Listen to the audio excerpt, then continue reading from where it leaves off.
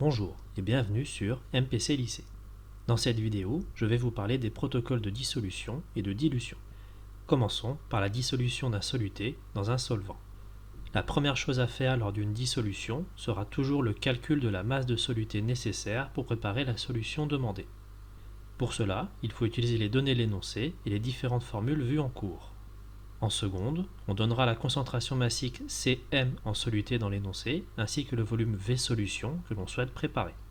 On utilise donc la formule correspondante pour retrouver la masse de soluté.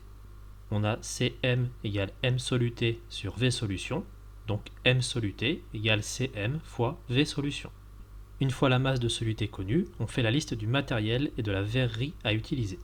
Balance de précision, sabot ou coupelle, fiole jaugée de volume V solution, entonnoir à solide et piscette d'eau distillée. Enfin, il faut établir le protocole à suivre.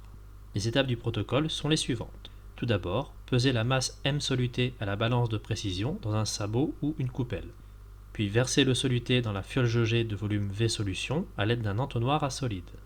Rincer l'entonnoir avec de l'eau distillée en remplissant la fiole jaugée à moitié.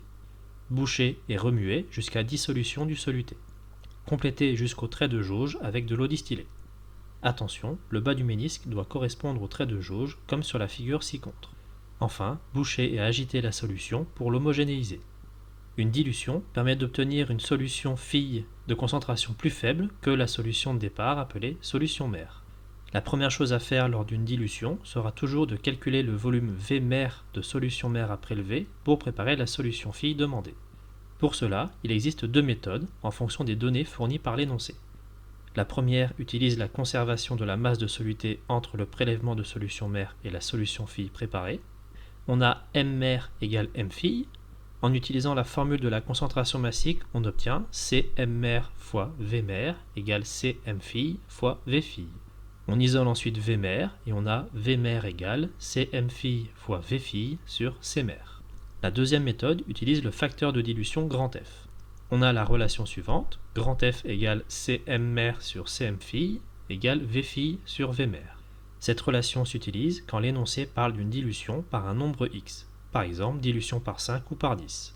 On isole V mère et on a V mère égale V fille sur grand F.